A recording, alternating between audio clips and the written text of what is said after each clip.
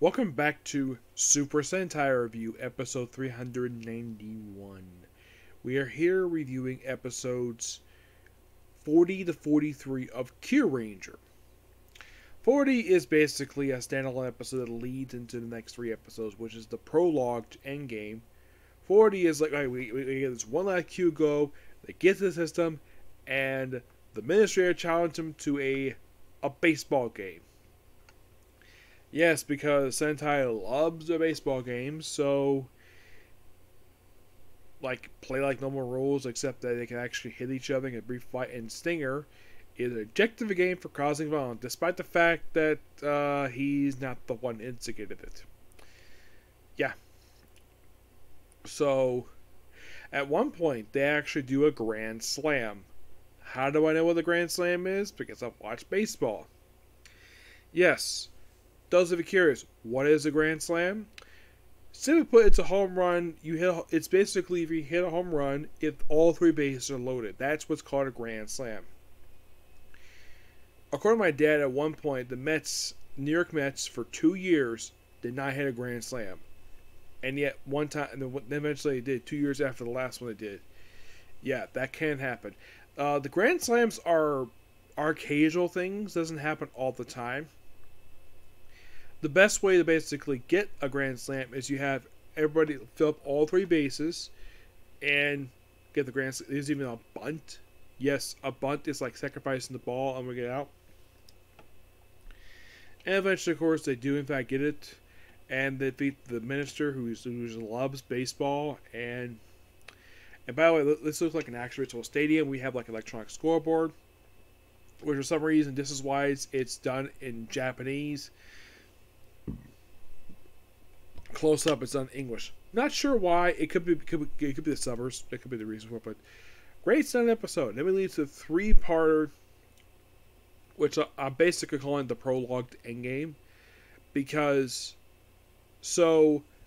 they finally break through the barrier. They have all four of them basically get these 4 satellites, and they eliminate all the barriers surrounding this one system. And then they go inside. Well, after they take care of they have to eliminate this gate to get inside the system, to get inside the planet itself. So Don Amber sends an assassin to kill Lucky, who turns out to be his own father. Aslan is alive, and he's being possessed by Don Amerge.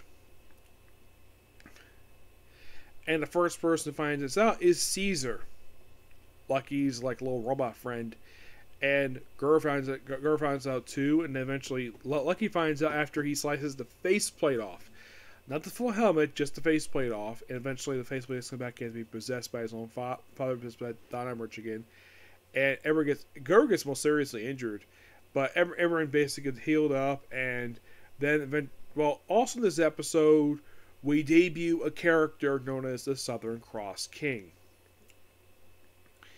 Who is this guy? Well, his suit is basically a repainted version of the Black Cross King, the very first major Sentai boss. Well, first main villain in the entire franchise. Basically, it's like they took the costume and repainted it to be, instead of being white and black. This one, it's what they did is they took the design, they took the costume was used for Gokaiger. Well, the third anniversary movie, and they used that costume. They just repainted it to blue and gold, and that's basic. And he was the king of the system. He basically just willy-nilly just surrendered the system to Don Americh because he wanted power. He caused illusions, and we see brief return of, Phoenix Soldier's friend from 3 years in the past. I think he was one who killed him. We're like, wait, that's impossible. The Don killed you. So eventually, Lucky's one breaks through and they destroy him. Well, actually, Lucky destroys the Southern Cross King, and the other 4 who are there, which is the Phoenix Soldier. I think it's Hammy. Actually, Hammy is Phoenix Soldier. I think it's Phoenix Soldier. I think it's Stinger. Kiru. I think it is. Actually, here's what the other is. It's basically Garo's team has got Lucky and Raptor in it. So Actually, we're up to the board. So they eventually destroy this thing thanks to basically the cross formation of the ground. So they all form around and they destroy that way, and they go through. And then we have next two episodes set inside the planet itself, where apparently, like, into the planet, there's like a city. The way it's shaped is like the inside is like all like one city across the entire interior of the surface, and at the core is planetanium. Oh, by the way, it's filled this two-part of what Dimerge's plan is. He wants to destroy the universe to remake it so he can remake it. Also, we see in 42, we see Return of the Vice Shoguns. Yeah, Professor Anton basically rebuilt them and turned this gigantic robot, which took some time, but eventually he was, in fact, this one robot was eventually destroyed. Yeah, we're just one last gasp for the Vice Shoguns, and that was it for them. Though, one does come back later on, but... And of course, they get to the planetary core, which they can destroy is with a black hole device. Well, basically a orb. And also, Lucky's father basically fights inside the Orion Bridge, which Nega and Raptor get injured. But Lucky basically managed the problem. Now, I'm thinking, like, now, Nega I get, but Raptor is a robot. Like, well, she's more like an android with looks like synthetic face, like synthetic stuff on her face, really like an actual face, look like regular skin, because that's what it looks like to me. Because it's not really clear exactly what type of material that she's made of, because she's an android after all. She could be made the same stuff that Data is from Star Trek Next Generation. Who knows? So eventually, Lucky does confront his father, and basically in this fight he has Guru, Hammy, and I think Kiru's there too, and eventually they stay behind. Everyone else goes plant the black hole device. Also, Phoenix Soldier is requested by Dynamite to meet with him. That's what he finds about the whole plan, and then also he reveals his true form, but they're not going to show it just yet. Probably going to save it for the next episode. So eventually, of course, after a pretty lengthy battle, Lucky finally destroys the helmet that's controlling his father, and he frees him. He's happy to see him, and because he risks his life to save because he's the only dad he has. Okay, fine. And of course, they fight Domerge, and of course they go outside apparently, which I thought was a really weird transition. So Makita goes to giant size and brings also one of the worms, brings them back. Eventually, she's destroyed, and in the terms of the series, she's done. She's completely done. Yeah, because this was her final death in the main series, because if she died this time, she basically would be fully destroyed. It was kind of surprising they brought her back for these episodes, especially since the last time she was seen looked like she definitely was dead, but nope, this time brought her back as a robot. But if she died this time, she's not coming back, so she's done.